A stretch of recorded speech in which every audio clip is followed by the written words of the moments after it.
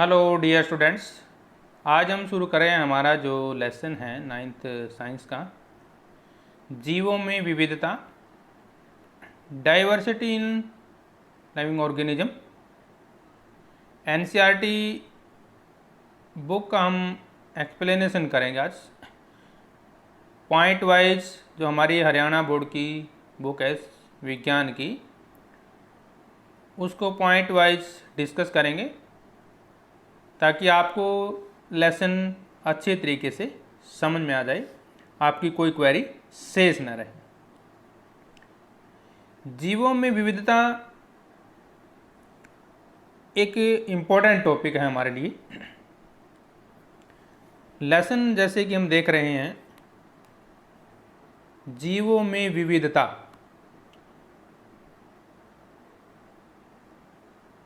विविधता का मतलब हम लेते हैं डाइवर्सिटी। मतलब कोई जीव कैसा है, कोई जीव कैसा है, सभी में कुछ न कुछ अलगाव मिलता है। अलग अलग तरह के जीव आ जाते हैं।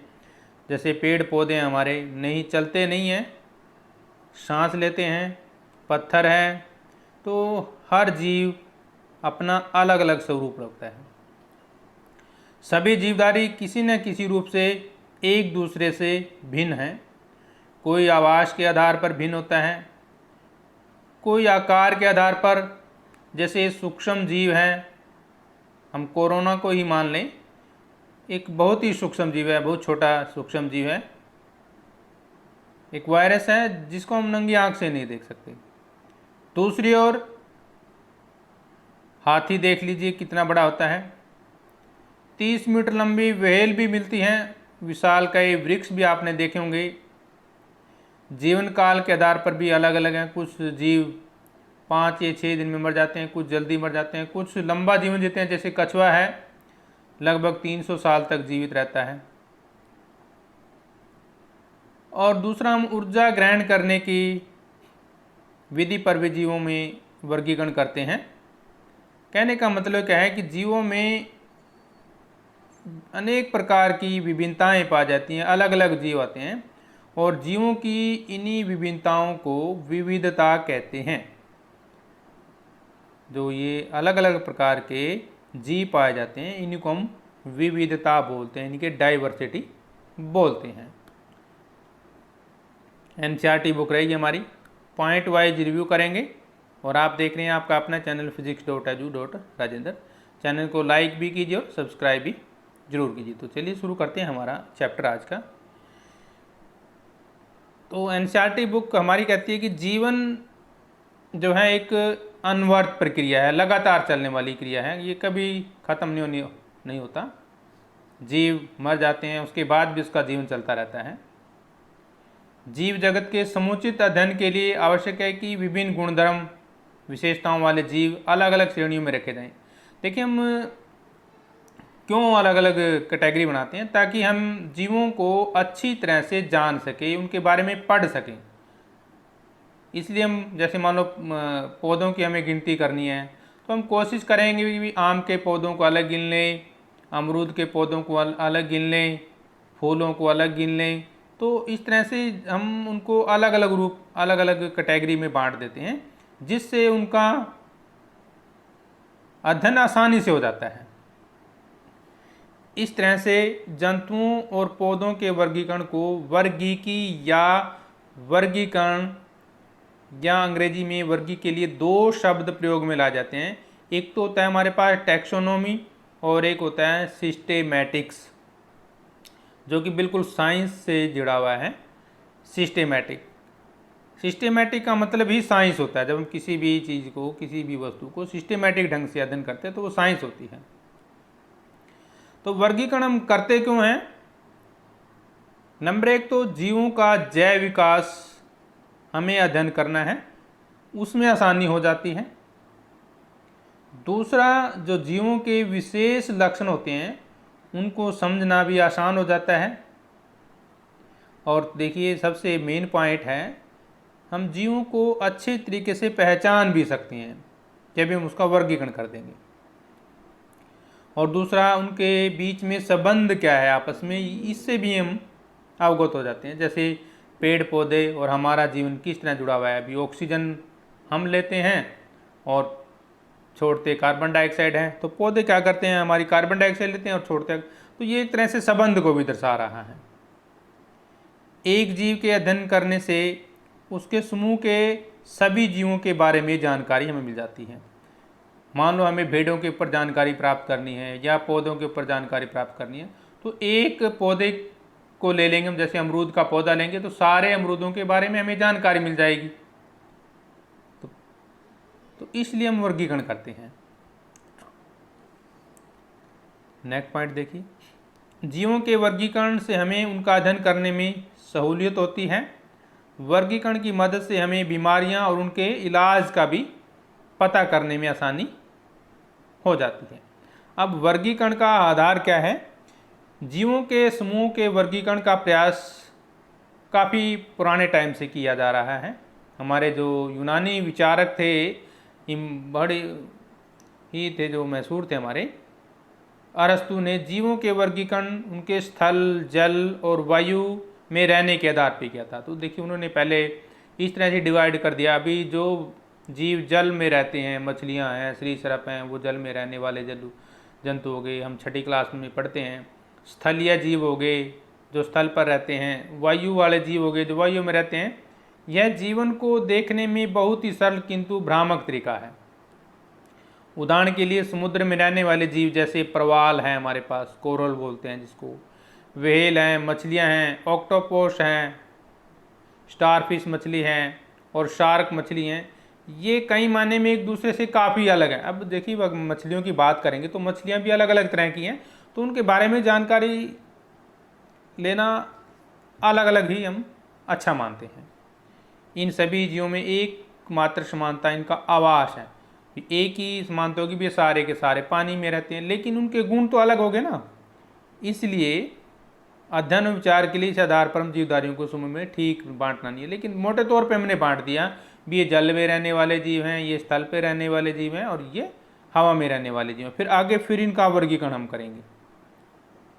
झिल्लीयुक्त कोशिकाओं की उपस्थिति या अनुपस्थिति के आधार पर भी हम जीवों को दो वर्गों में बांटते हैं। पिछले लेसन में हमने पढ़ा था प्रोकैरियोटी और यूकैरियोटी जीव के बारे में पढ़ा था। जिन जीवों की कोशिकाओं में सुस्पष्ट केंद्रक और झिल्लीयुक्त कोशिकांग नहीं होते उन्हें प्रोकैरियोटिक बोलते हैं। इस तरह से हमने पढ़ा था। दूसरा हमने पढ़ा था जिन जीवों की कोशिकाओं में सुस्पष्ट केंद्रक और झिल्लीयुक्त कोशिकांग होते हैं उन्हें यूकैरियोटी कहते हैं। कुछ जीव एक ही कोशिका के बने होते हैं, कुछ जीव अनेक कोशिकाओं के बने होते हैं। ये हमने अध्ययन किया था पिछले चैप्टर में। जो जीव एक दूसरे से अधिक कोशिकाओं से बने होते हैं उसको बहुकोशिकीय जीव कहते हैं। ये हमने कुछ डेफिनेशन पिछले चैप्टर में की थी। जो जीव अपना भोजन स्वयं बनाते हैं उन्हें स्वपोषी कहते हैं। देखिए ये भी एक तरह का वर्गीकरण है। ये स्वपोषी और परपोषी जीव हो गए। परपोषी क्या हो गए? जो दूसरे जीवों से अपना भोजन प्राप्त करते हैं। फिर संगठन के आधार पर भी हमने उनको बांटा था, मतलब जिनकी संरचना सरल होती है और जिनका उद्भव बहुत पहले हुआ था। जिन जीवों की संरचना जटिल होती है उनके बारे में माना जाता है कि उनका उद्भव बाद में हुआ। क्रमिक का मतलब जैसे जैसे समय गुजरता है उसको हम क्रमिक बोलते हैं, लगातार। विकास के कारण जीवों में जटिलता बढ़ती गई। जैसे जैसे समय बढ़ता गया तो जीवों में जटिलता बढ़ती गई, मतलब पहले जीव जो है वो सरल थे। वर्गीकरण और जैव विकास का आपस में क्या संबंध है? देखिए पहले तो आप वर्गीकरण का जो हमने आधार अभी चैप्टर पढ़ा उसमें क्या हमारे सामने है, जीवों में उपस्थित उनकी क्षमताओं के आधार पर एक समूह बनाया गया है और उन्हीं के आधार पर हमने अलग अलग रख दी हुई। जैसे भी स्थल में रहने वाले जीव अलग रख दिए, पानी में रहने वाले जीव अलग रख दिए, हवा में रहने वाले जीव अलग रख दिए। फिर कोशिकाओं के आधार पर बांट दिया, एक कोशिका वाले अलग रख दिए, बहुकोशिका वाले अलग रख दिए हमें। फिर हम बांट देते हैं अभी सूक्ष्म जीव, छोटे छोटे जो नहीं दिखाई देते वो अलग रख दिए, बड़े बड़े जीव अलग रख दिए। तो इस तरह से वर्गीकरण का आधार हो गया। तो सबसे जो इम्पोर्टेंट है वर्गीकरण का आधार हमारा लक्षण, जीवों की कोशिकीय संरचना और कार्य हैं। कार्यों के आधार पर हम उनको ज़्यादा सही रहेगा अगर हम उनको बांटते हैं। उसके बाद हम बात करें यदि सभी जीवधारियों को एक कोशिकीय बहुकोशिकीय ग्रुप में बांटा। अब वर्गीकरण और जैव विकास की जब हम बात करते हैं तो सभी जीवधारियों की जो उनकी शारीरिक संरचना है और कार्य के आधार पर पहचाना जाता है। मनुष्य को भी उसकी शारीरिक संरचना के आधार पर पहचानते हैं, भी उसकी 2 आँखें होती हैं, 2 कान होते हैं, 2 हाथ होते हैं, 2 पाँव होते हैं और चलता फिरता है, वो माइंड की पावर उसमें होती है। तो ये उसकी संरचना हो गई और लक्षण भी हो गए। मूल लक्षण में जैसे शरीर की बनावट के दौरान जो लक्षण पहले दिखाई पड़ते हैं उनको हम मूल लक्षण बोलते हैं। जैव विकास, जब तक जीवों में जो निरंतर परिवर्तन हुए हैं वे सभी परिवर्तन उस प्रक्रिया के कारण हुए जो उसको बेहतर जीवन जीने के लिए योग्य बनाते हैं। कहने का मतलब क्या है, जीवों के बेहतर जीवन यापन के लिए उनमें जो भी परिवर्तन होने चाहिए वही परिवर्तन हुए हैं जिसकी उसको ज़रूरत थी। तो मेन पॉइंट जो हमारे एनसीईआरटी के अनुसार करेगा, सभी जीवधारियों को उनकी शारीरिक संरचना और कार्य के आधार पर पहचाना जाता है और उनका वर्गीकरण किया जाता है। शरीर की बनावट के दौरान जो लक्षण पहले दिखाई पड़ते हैं उन्हें मूल लक्षण के रूप में जाना जाता है। जैव विकास की इस अवधारणा को सबसे पहले जो चार्ल्स डार्विन थे, इम्पोर्टेंट है ये पॉइंट नोट कर लीजिए, ने सन 1859 में अपनी पुस्तक द ओरिजिन ऑफ स्पीसीज, ये है हमारी इम्पोर्टेंट बुक है, 1 नंबर में आ जाता है। चार्ल्स डार्विन ने सन 1859 में अपनी पुस्तक द ओरिजिन ऑफ स्पीसीज में दिया था। पहले प्रकार के जीवों को आदिम जीव माना गया, यानी कि निम्न जीव कहते हैं, जबकि दूसरे प्रकार के जीवों को उन्नत जीव बोलते हैं, यानी कि उच्च जीव बोलते हैं। यानी कि जो पहले जीव थे वो आदिम जीव हैं, यानी कि निम्न तरह के जीव हैं, और जो बाद में पैदा हुए उसको उन्नत जीव मान लिया, और यानी कि उच्च कोटि के जीव मान लिया। लेकिन ये शब्द भी हमारे लिए ठीक नहीं है, क्योंकि इसमें उनकी भिन्नताओं का ठीक से पता नहीं चलता। इसकी बजाय हम इसके लिए पुराने जीव और नए जीव शब्द का प्रयोग कर सकते हैं। बात वही होगी ना, क्योंकि विकास के दौरान जीवों में जटिलता जो है बढ़ती भी जाती है और संभावना बन जाती है, इसलिए पुराने जीवों को साधारण और नए जीवों को हम नया जीव भी बोल देते हैं। यानी कि मोटे तौर पर यदि हम कहना चाहें, जैव विकास की अवधारणा को जीवों में हम किस तरह से बांटते हैं, यानी कि एक तो हमारा आदिम जीव हो गया, यानी कि जो जीव पहले पैदा हुए थे उसको आदिम जीव, लेकिन उनके लक्षणों में कोई खास परिवर्तन नहीं हुआ, आदिम जीव, जिसको इंग्लिश में परमेटिव भी बोलते हैं। और दूसरा हमारे क्या हो गया, उच्च जीव, उन्नत जीव। कुछ जीव मतलब ऐसे जीव जिनकी संरचना में पर्याप्त परिवर्तन दिखाई पड़ते हैं उनको उन्नत जीव बोलते हैं। उन्नत का मतलब इंग्लिश में हम एडवांस लेते हैं, एडवांस जीव। तो नेक्स्ट पॉइंट है हमारे पास साइक्लोस्टोमाटा, जलीय जंतुओं का एक समूह जिसमें अधिकांश समुद्री जंतु हैं पर कुछ नदी और झीलों में भी पाए जाते हैं। इस समूह में निम्न स्तर के जबड़ेहीन, मत्स्यरूपी, कशेरुकी, चक्करमुखी पाए जाते हैं। तो ये होता है साइक्लोमेटा, मतलब एक तरह से ये समुद्री जीव होते हैं, जलीय जीव होते हैं जो झीलों में भी पा सकते हैं, समुद्र में भी हो सकते हैं। और इस समूह में निम्न स्तर के जबड़ेहीन, जिसका जबड़ा नहीं होता, मत्स्यरूपी मछलियों जैसे कशेरुकी भी हो सकते हैं या चक्करमुखी भी हो सकते हैं, इनके साइक्लोटोन्स में इस तरह के हो सकते हैं। और इन जीवों के जो मुख्य लक्षण हैं वो हमारे पास इस तरह से रहेंगे। इनका जो शरीर है वो लंबा होता है, पतला होता है, सर्प मीन आकार का होता है। जैसे आपने मछलियाँ देखी होंगी, पतला लंबा भी होता है, पतला भी होता है। सांप देखा होगा आपने। केवल मध्यवर्ती पंख यानी कि फीन होते हैं और युग्म पंख, जबड़ा नहीं होता। चर्म पर शुल्क भी नहीं होता। मुंह गोलाकार होता है, शुष्क और तटी कूट युक्त होता है। क्रोटी यानी कि खोपड़ी, कशेरुदंड तथा पंख के कंकाल उपास्थि के बने होते हैं। 6 से 14 गिल हो सकते हैं। फल की ग्रसनी के दोनों ओर पाए जाते हैं। केवल 2 ही अर्ध, मतलब 2 अर्ध गोलाकार नलियां होती है जिससे अंतःकरण में पाए जाती हैं।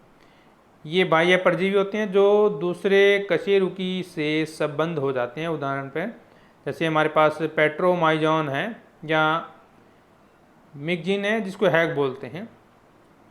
नेक्स्ट पॉइंट हमारे पास वर्गीकरण समूहों की पदानुकृति में रचना, किस तरह से हम इसकी रचना करते हैं।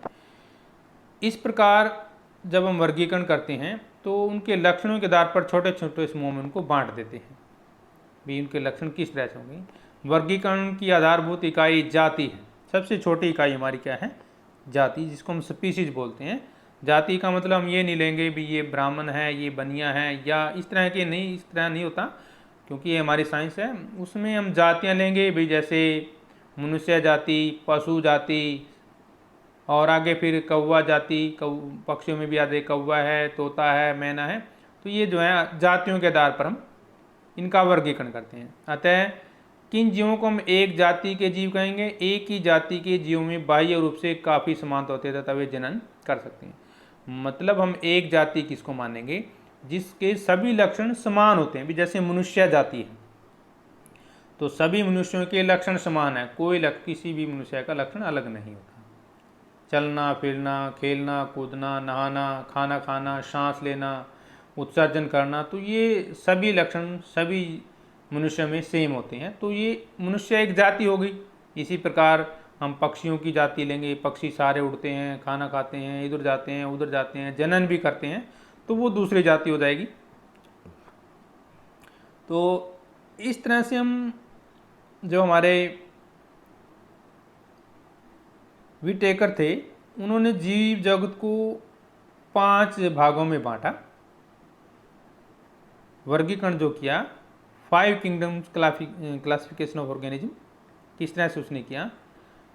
सबसे पहले देखिए हमारे जो अंसर्ट हेकेल थे और रॉबर्ट विटेकर थे और कार्ल वोस थे नामक जो जैव विज्ञानी थे, जीव विज्ञानी थे, उन्होंने सारे सजीवों को जगत नामक बड़े वर्ग में विभाजित कर दिया। मतलब उन्होंने सबको जगत बोल दिया, अभी ये सारा जगत है। हम हमारे पुराने बुजुर्ग भी ये कहते हैं जगत, जगत का मतलब उसमें सब कुछ आ गया। तो सबसे बड़ा जो वर्गीकरण है वो जगत हो गया हमारे पास।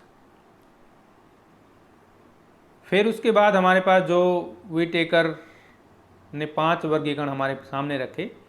सबसे पहले उसने रखा मोनेरा, और दूसरा उसने रखा प्रोटिस्टा, फिर उसने रखा फंजाई जिसको हम फंगी बोलते हैं, फिर उसने रखा प्लांटी, और फिर उसने रखा एनिमेलिया। मतलब उसने 5 भागों में डिवाइड कर दिया जीवों को। ये समूह कोशिकीय संरचना, पोषण के स्रोत और तरीके तथा शारीरिक संगठन के आधार पर बनाए गए हैं। वोस ने अपने वर्गीकरण में मोनेरा जगत को ऑर्की बैक्टीरिया या यूके बैक्टीरिया में बांट दिया, जो प्रयोग में लाया जाता है। पुनः विभिन्न स्तरों पर जीवों को हम उपसमूह में बांटते हैं। तो हमारा जो बांटने का मेन सिस्टम रहेगा हमारे पास ये रहेगा। जगत सबसे बड़ा हो गया, उसके बाद फाइलम यानी कि जंतु, डिवीजन में पादप आ जाएगा, वर्ग आएगा हमारे पास दूसरा, फिर गण आ जाएगा जिसको ऑर्डर बोलते हैं, जगत वर्ग, नोट कर लीजिए। जगत में फाइलम यानी कि जंतु और पौधे आ गए, 2 पार्ट हो गए फिर जगत के। फिर वर्ग होगा उसके बाद, फिर गण यानी कि ऑर्डर आएगा, फिर कुल यानी कि फैमिली होगी, फिर वंश आएगा यानी कि जिन्स आएंगे, और फिर जाति। ये सबसे छोटा होगा हमारे पास वर्गीकरण का आधार। जाति से फिर वंश बनेगा, और वंश से फिर कुल बनेगा, नोट कर लीजिए। सबसे छोटी वर्गीकरण जाति, जाति से वंश बनेगा, वंश से कुल होगा, और यानी कि फैमिली, फैमिली जब मिलेंगी तो गण यानी कि ऑर्डर होगा, और गण से मिलकर फिर हमारी क्लास बनेगी, वर्ग बनेगा, और वर्ग से फिर क्या बन जाएगा हमारे पास, जगत बन जाएगा, किंगडम बन जाता है। ये इस तरह से उसने 5 पार्ट हमारे सामने रखे। अब करते हैं जो 5 पार्ट में हमारे पास सबसे पहला है मोनेरा जगत। तो मोनेरा जगत होता क्या है, इन जीवों में न तो संगठित केंद्रक होता है और कोशिकांग होते हैं, और न ही उनके शरीर बहुकोश के होते हैं। सबसे पहला पॉइंट ये है, मतलब इन जीवों में संगठित केंद्रक कोशिकांग नहीं होते, उनके शरीर बहुकोश के भी नहीं होते। सेकंड, इनमें पाए जाने वाली विविधता अन्य लक्षणों पर निर्भर करती है। थर्ड, इनमें कुछ में कोशिका भित्ति पाई जाती है तथा कुछ में नहीं पाई जाती। ये हम मोनेरा की बात कर रहे हैं। नेक्स्ट पॉइंट, कोशिका भित्ति के होने या न होने के कारण मोनेरा वर्ग के जीवों की शारीरिक संरचना में आए परिवर्तन तुलनात्मक रूप से, तुलनात्मक मतलब जब हम किसी चीज़ को कंपेयर करते हैं, बहुकोश के जीवों में कोशिका भित्ति के होने या न होने के कारण आए परिवर्तनों से अलग होते हैं, भिन्न होते हैं। पोषण के आधार पर ये स्वपोषी हो सकते हैं या विषमपोषी भी हो सकते हैं। उदाहरण के रूप में हम लेना चाहें, देखिए जीवाणु हैं, बैक्टीरिया, नील हरित शैवाल है हमारे पास, जिसको हम साइनोबैक्टीरिया बोलते हैं, या माइकोप्लाज्मा हो सकता है। तो ये हो गया हमारे पास मोनेरा जो जगत है उसके कुछ लक्षण। यहाँ पे आप फिगर में देख सकते हैं, बैक्टीरिया दिखाया गया है और ये स्थिर बीजाणु भी दिखाया गया हमारे पास। इसमें हेट्रोसिस्ट दिखाया गया और एनाबिनो भी दिख रहा है हमारे पास। मोनेरा जगत के जीवधारियों के मुख्य लक्षण में दोबारा सेम वही पॉइंट है जो अभी हमने रिवाइज किया है। इनमें प्रोकैरियोटिक प्रकार का कोशिकीय संगठन पाया जाता है, अर्थात कोशिका में आनुवंशिक पदार्थ किसी झिल्ली द्वारा बंधा नहीं होता बल्कि जीवधारी में बिखरा पड़ा रहता है। इनकी कोशिका भित्ति अत्यंत सुदृढ़ रहती है। इसमें पॉलीसैकेराइड्स के साथ एमिनो अम्ल भी होता है, यानी कि एसिड होता है। इनमें केंद्रीय झिल्ली अनुपस्थित। इनमें माइटोकॉन्ड्रिया, गोल्जी रेखिकता भी मतलब अनुपस्थित। प्रकाश संश्लेषी, रसायन संश्लेषी, परपोषी होते हैं। ये लक्षण है, ध्यान से नोट कर लीजिए। कुछ सदस्यों में वायुमंडलीय नाइट्रोजन का स्थिरीकरण की क्षमता पाई जाती है। और देखिए जो ये क्वेश्चन है हमारे पास, नाइट्रोजन का स्थिरीकरण बहुत ही इम्पोर्टेंट है। वायुमंडलीय नाइट्रोजन स्थिरीकरण होता क्या है? देखिए जो हमारे फलीदार पौधे होते हैं जैसे मटर है और जितनी भी हमारी दालें हैं ये फलीदार पौधे होते हैं, उनकी जड़ों में कुछ जीवाणु होते हैं जो वायुमंडल की नाइट्रोजन को नाइट्रेट में बदल देते हैं। इसी को बोलते हैं नाइट्रोजन स्थिरीकरण, यानी कि फिक्सेशन ऑफ एटमॉस्फेरिक नाइट्रोजन। तो ये उस तरह के जीवाणु होते हैं हमारे पास। दूसरा है हमारे पास प्रोटिस्टा जगत का वर्गीकरण, क्लासिफिकेशन ऑफ किंगडम प्रोटिस्टा।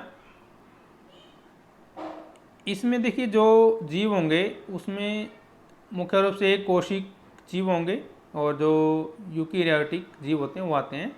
इस वर्ग में कुछ जीवों के गमन के लिए सीलिया, फ्लैजेला नामक संरचनाएं पाई जाती हैं। ये स्वपोषी और विषमपोषी दोनों तरह के हो सकते हैं। उदाहरण के तौर पे एक कोशिक शैवाल, डाइटम, प्रोटोजोआ। ये देखिए हमारे पास पैरामीशियम का चित्र दिया गया है, इम्पोर्टेंट फिगर है, आप इसको बनाएंगे और कॉपी पर नोट कर लेंगे।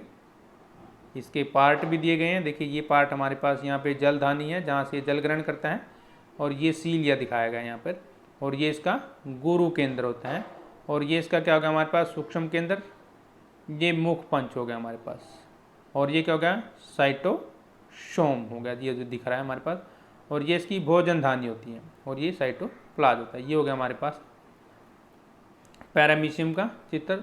और नीचे हमारे पास देखिए अमीबा का चित्र है, इसको नोट कर लीजिए और कॉपी में जरूर बनाइए साफ साफ फिगर साइंस में बड़े इंपॉर्टेंट होते हैं। अग्रमुखी कूटपाद से भोजन खाता है ये हमारे पास दिया गया है। और ये क्या है हमारे पास बहिक द्रव्य, और ये क्या है हमारे पास अंतर्द्रव्य, ये माइटोकॉन्ड्रिया दिखाएगा, और ये यहाँ पे इसका केंद्रक होता है, और ये इसके क्रिस्टल, और ये इसकी भोजनदानी होती है जो दिखाई गई है। ये देखिए दिख रही है ना हमारे पास भोजनदानी, ठीक है ना।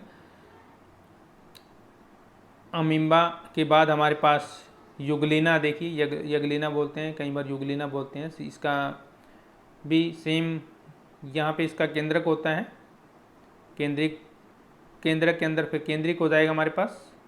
ये प्लास्ट होता है इसके अंदर। यहाँ पे प्रकाश ग्रही, जहाँ से प्रकाश ग्रहण करता है, ये हमारे पास संकुंचनशील धानी हो जाएगी यहाँ पर। यहाँ पे इसका नेत्र बिंदु है। फ्लैजेलम छोटा और फ्लैजेलम लंबा, 2 पॉइंट यहाँ पर कवर होते हैं हमारे पास। अब इसके लक्षण क्या होंगे प्रोटिस्टा जगत के? मोटे तौर पर अभी हमने देखा मोस्टली एक कोशिक यूकैरियोटिक जीव होते हैं, विषमपोषी यूकैरियोटिक जीव। इसमें कुछ पोषण के लिए बड़े गले सड़े कार्बनिक पदार्थों पर निर्भर करते हैं, इसलिए इन्हें मृतजीवी भी कहा जाता है। तो मृतजीवी क्या होगा? ऐसे जीव जो मरे हुए या गले सड़े पदार्थों के ऊपर अपना जीवन यापन करते हैं, वो मृतजीवी हो जाएंगे। दूसरा, कई अन्य आतिथ्य जीव के जीवित जीव द्रव्य पर भोजन के लिए आश्रित होते हैं, इन्हें परजीवी कहते हैं। कुछ ऐसे जीव होते हैं जो दूसरे जीवों पर ही जीवित रहते हैं, जैसे हमारे सर में जुएँ होती हैं, बंदर के सर पे जुएँ होती हैं, चीचड़ होते हैं पशुओं के पर। तो इनमें कई अपने जीवन की विशेष अवस्था में बहु कोशिका क्षमता भी प्राप्त कर लेते हैं। थर्ड हो जाएंगे हमारे पास फंजाई, जिसको हम कवक बोलते हैं। कवक में काइटिन नामक जटिल शर्करा की बनी हुई कोशिका भित्ति पाई जाती है, जैसे यीस्ट हो गया, मोल्ड हो गया, मशरूम हो गया। आपने देखा होगा बाजार में मशरूम आप खाते भी हैं। और पेनिसिलियम, जिससे पेनिसिलिन नाम का टीका बनता है, जो हमें कई बीमारियों से बचाता है। और ये यीस्ट होती है, खाने के भी काम आती है। फंजाई का चित्र है, ये कवक का चित्र है। प्रोटिस्टा में पोषण किस प्रकार का होता है वो हम पढ़ लेते हैं। 4 प्रकार का पोषण होता है इसमें। फर्स्ट हमारे पास संपोषण, पादप संपोषण, इंग्लिश में बोलते हैं होलोफाइटिक। पादप संपोषण, होलोफाइटिक यानी कि प्रकाश संश्लेषी। ये अपने भोजन का निर्माण प्रकाश संश्लेषण से करते हैं, जैसे पेड़ पौधे होते हैं। ठीक है, तो पहला क्या होगा हमारे पास? प्रकाश संश्लेषी, होलोफाइटिक, होलोफाइटिक। दूसरा होगा हमारे पास होलोजोइक, जीव संपोषण। ये जीवों को हो गया, वो पौधों को हो गया संपोषण। यहाँ पोषण से पहले भोजन का अंतःग्रहण होता है और फिर इस भोजन का पाचन होता है, यानी कि जो जीव संपोषण होता है। इसके बाद थर्ड हमारे पास अवशोषणी पोषण। यहाँ पहले भोजन का पाचन होता है, फिर अंतःग्रहण होता है। इसमें कार्बनिक पदार्थों को एंजाइम स्रावित करके पचाया जाता है और फिर अंतःग्रहण किया जाता है। नेक्स्ट हमारे पास मिक्सोट्रोफी, मतलब कुछ जीवों में पादप सम एवं मृतजीवी दोनों तरह का पोषण पाया जाता है, इसलिए इसको बोलते हैं मिक्सोट्रोफी। तो ये था हमारे पास प्रोटिस्टा के बारे में। नेक्स्ट वीडियो में हम जो स्टडी करेंगे वो करेंगे फंजाई जगत के बारे में, और फिर नेक्स्ट हमारा ये लेसन चलता रहेगा। 2 या 3 इसके ऊपर वीडियो बनेंगे, तो आप जो है सभी वीडियो को देखिए। और NCERT की बुक जो है बड़े ही काम की बुक है, उसको ज़रूर पढ़िएगा जब भी आपको टाइम लगता है। तो नेक्स्ट वीडियो के लिए जल्दी हाजिर होंगे, तब तक हम लेते हैं आपसे इजाज़त। जय हिंद।